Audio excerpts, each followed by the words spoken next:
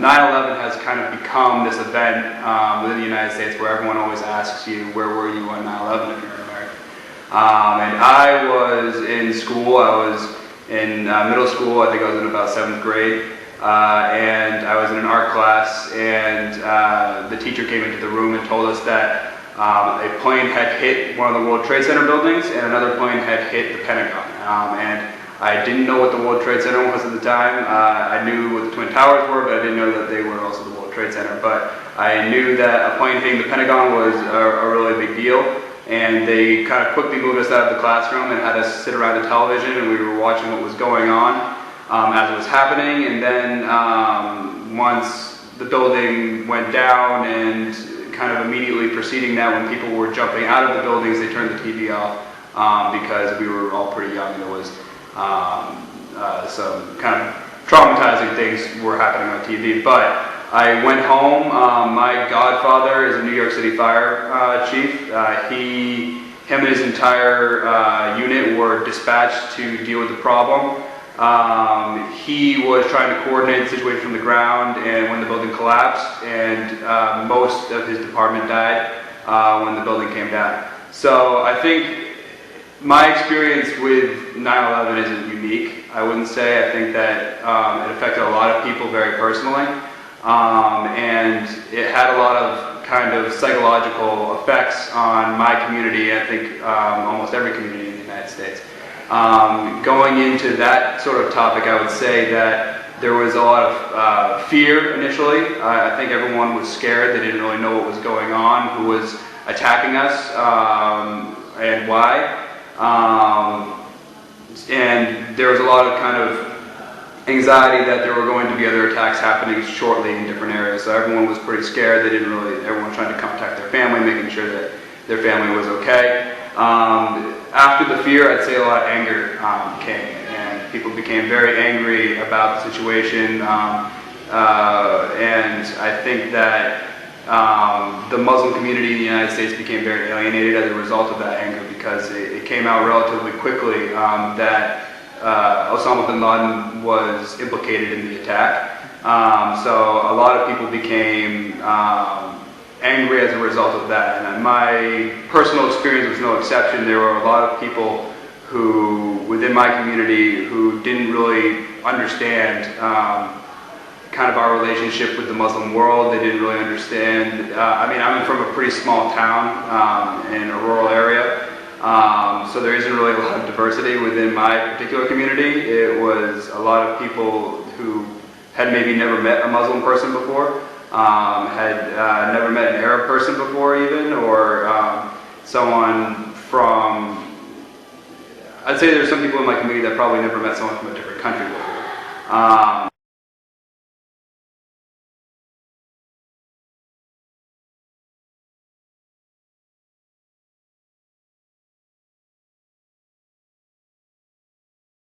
I really had no idea what was going on. I didn't know who Osama bin Laden was, where he was from, why he had this kind of anger towards the United States. And I wouldn't say that that prompted me to want to learn more in an immediate way, but it kind of, as kind of the product of this happening, I became more exposed to the Muslim world. People became much more kind of focused on what was going on, and I wanted to understand it more. Than over a period of time, particularly I wanted to understand what was happening with more depth, and so I started kind of personally taking it upon myself to read about things that were going on in the Middle East, kind of try and understand things a bit more. And this process happened over the course of a number of years. I graduated from high school, and I went to college, and I didn't know exactly what I wanted to do, but when I ended up going to college, I found out that my college offered Arabic. So I had kind of this kind of vested interest in learning more about the region and more about the Arabic language and all that kind of stuff. So I wanted to learn a language that wasn't a kind of a widely spoken European language. I studied French for a couple of years, and it never really kind of struck me as something that I was really interested in learning in the long run. So I wanted to either learn Arabic or Chinese, and I chose Arabic. And then my interest kind of gained a lot of momentum from there. So I wanted to learn more about kind of solely the Arabic language and kind of politics as they pertain to the Arab world, and that was kind of what initially sparked my interest. I thought the political situation and our political relationship with the Arab world and the Muslim world was something that was very interesting. So I wanted to learn more about everything to do with the Arabic language from that perspective. After kind of initially starting to immerse myself in that, I became interested in a more diverse, kind of different elements of that, I guess. I wanted to learn more about Arabic culture. I wanted to learn more about Muslim culture. I wanted to kind of learn more about the region in a more personal way than simply kind of a political economic interest. And I felt like my way to really access that culture would be through learning how to speak Arabic well, more so than my university could offer. So I went to a specialized program out in California, and I was there for 3 months, and it was immersive, so I had to speak Arabic solely throughout that 3-month period. And it was all in Fusha, and I learned how to speak. So I learned how to speak formal Arabic, and then immediately after that program, I went to Jordan. And I lived in Jordan for a year, and I was living with a host family throughout that period of time. And so I think that was kind of my first experience with culture shock, going and living in a new culture, being completely immersed in Arabic Islamic culture. And I think I'd always known that I was interested in it, but I think that experience was the kind of defining moment when I knew that this is what I wanted to do with the rest of my life. I wanted to be engaging with people from other cultures, and I was initially kind of anxious or kind of hesitant about the experience because I had invested all of this time and effort in learning the language, and if I went to Jordan and I didn't end up enjoying it, that would be like 4 years of my life going in the wrong direction. But the experience was exactly the opposite of that. It really confirmed that this is what I really wanted to do with the rest of my life. So I spent a year living in Jordan. I was able to travel to a number of different countries. I went to Syria, Lebanon, the West Bank and Israel, and Egypt over that period of time. And I volunteered, I taught English at an orphanage, I taught English at a refugee camp, Palestinian refugee camp in Jordan.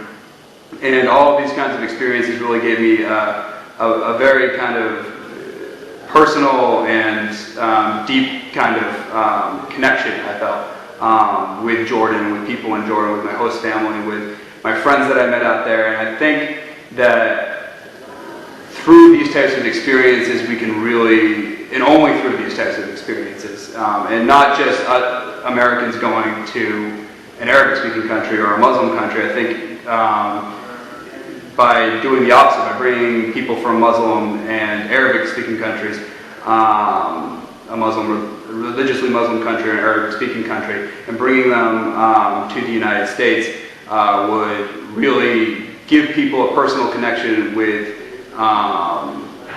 another kind of perspective on history, religion, and culture that you wouldn't necessarily ever get in a small community like I was living in. I mean, I would have never, had I stayed in my community, I would have never kind of learned anything about the Arabic language. I would still kind of have an ignorant perspective towards the Middle East, and I think that there are still many, many people in the United States. I know that there are many, many people in the United States. I've been back to my community since, and that still kind of retain these ignorant ideas about the Arabic-speaking and Muslim world.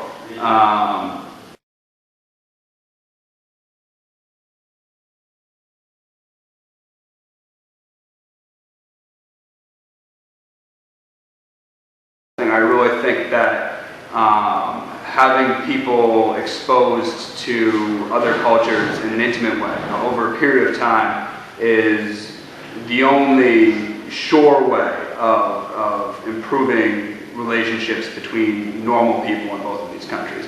I think that goodwill can be done through government institutions. I think that goodwill can be conveyed in kind of economic and political ways, but I don't think that you'll ever really build connections, durable, long-lasting, personal connections between people in different areas without having these kind of very emotional, deeply immersive experiences. And I think language really facilitates that as well. So I think that allowing for language exchange to occur, for me it was between Arabic and English, but between other Muslim countries, between other cultures in different parts of the world that don't speak Arabic and speak other languages, I think that it would lead to a similar kind of outcome. I don't think that's unique necessarily to the Arab world. That's been my personal experience, has been with the Arab and Muslim world, but I think that these sorts of initiatives are extremely constructive in building relationships with people in other places.